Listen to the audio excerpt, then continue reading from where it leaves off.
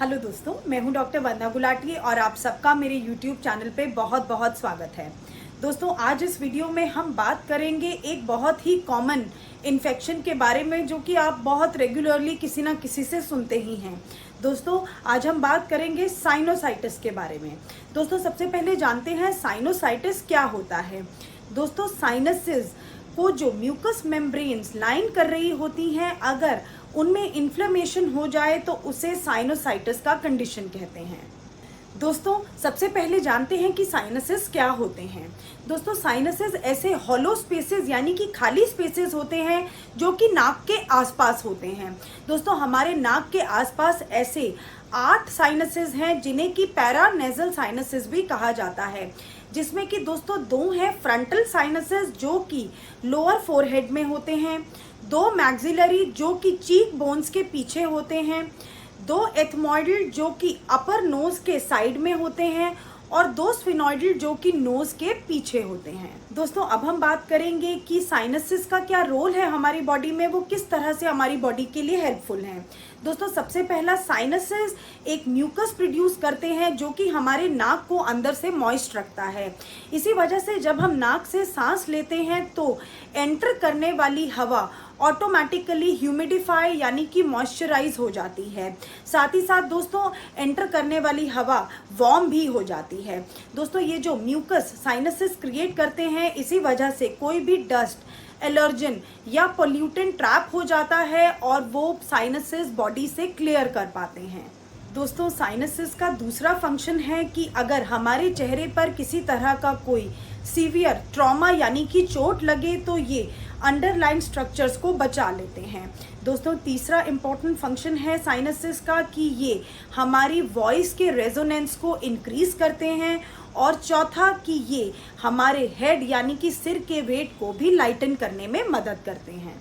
दोस्तों, normally healthy जो sinuses होते हैं वो एयर से भरे हुए होते हैं, पर अगर म्यूकस मेम्ब्रेन जो कि साइनसेस की लाइनिंग है उनमें अगर किसी भी तरह का इन्फ्लेमेशन हो जाए तो ये ब्लॉक हो जाते हैं, इन्फेक्टेड हो जाते हैं और एक फ्लूइड यानी कि किसी तरह के तरल पदार्थ से भर जाते हैं जिसमें कि जर्म्स इजीली ग्रो करते हैं और बहुत सारे इन्फेक्शंस क्रिएट करते हैं। दोस्तों, अब हम बात करेंगे कि साइनस ब्लॉकेज के क्या क्या मुख्य कारण हैं। दोस्तों, सबसे पहला कारण है कॉमन कोल्ड। दोस्तों, कॉमन कोल्ड एक बहुत ही आम समस्या है। बदलते हुए मौसम में हम कभी भी कोल्ड कैच कर लेते हैं, कई बार हमें फ्लू हो जाता है, कई बार कोई भी वायरल इन्फेक्शन हो जाती है, जिसकी वजह से कोल्ड होना बहुत ही कॉमन है और अगर ये लंबा चले या लंबा खिंच जाए तो ये साइनसेस को ब्लॉक करने का एक मुख्य कारण बन जाता है। दोस्तों, दूसरा मुख्य कारण है एलर्जिक राइनाइटिस। दोस्तों, हम आमतौर पे देखते हैं कि कुछ लोग कुछ स्पेसिफिक चीज़ों के एलर्जिक होते हैं, जैसे कि डस्ट, जैसे कि pollen grains, deodorants and perfumes यानी कि कोई भी स्ट्रॉन्ग स्मेलिंग चीज़ या धुआं यानी कि स्मोक। दोस्तों, ये एलर्जेंस म्यूकस मेम्ब्रेन्स जो कि हमारे साइनसेस को लाइन करती हैं उन्हें इरिटेट करते हैं और उनमें सूजन क्रिएट कर देते हैं, जिसकी वजह से साइनसेस ब्लॉक हो जाते हैं। दोस्तों, तीसरा मुख्य कारण है नेजल पॉलिप्स जो कि नाक के अंदर छोटी छोटी ग्रोथ्स होती हैं जो कि साइनसेस को ब्लॉक कर देती हैं। और चौथा मुख्य कारण है दोस्तों डीएनएस, जिसे कि हम डेविएटेड नेजल सेप्टम भी कहते हैं।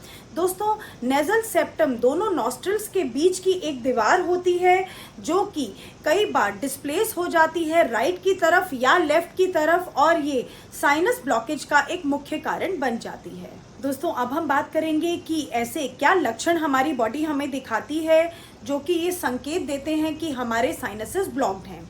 दोस्तों, सबसे पहला संकेत है कि हमारे साइनसेस वाले एरियाज यानी कि आंखों के आसपास, नोज के आसपास या चीक बोन्स के आसपास हमें दर्द रहे, प्रेशर महसूस हो और टेंडरनेस फील हो जो कि बेंड करने से यानी कि आगे झुकने से बढ़ जाए। दोस्तों, दूसरा लक्षण है कि कुछ मरीजों को बहुत ज़्यादा छींकें आती है और नाक बहता है।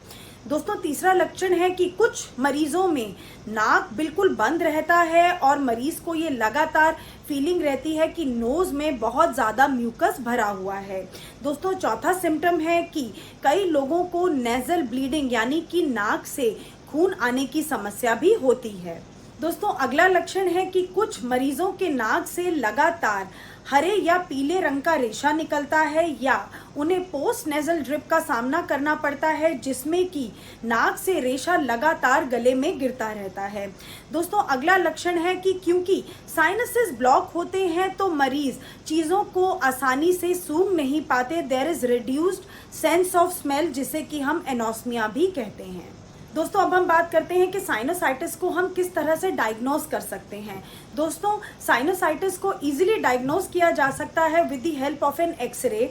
इस एक्सरे का नाम है दोस्तों एक्सरे PNS वाटर्स व्यू। दोस्तों मैं अपने अगले वीडियो में आपको बताऊंगी कि साइनस के मरीजों को क्या प्रिकॉशंस फॉलो करने चाहिए, और साथ में ही हम डिस्कस करेंगे कुछ बहुत ही इफेक्टिव होम्योपैथिक मेडिसिन जो साइनस के मरीजों के लिए बहुत लाभकारी सिद्ध हो सकती हैं। दोस्तों आई होप आपको ये वीडियो बहुत ही इंफॉर्मेटिव और यूजफुल लगा होगा। Please don't forget to like, share and subscribe to my YouTube channel. Thank you so much everyone and stay safe.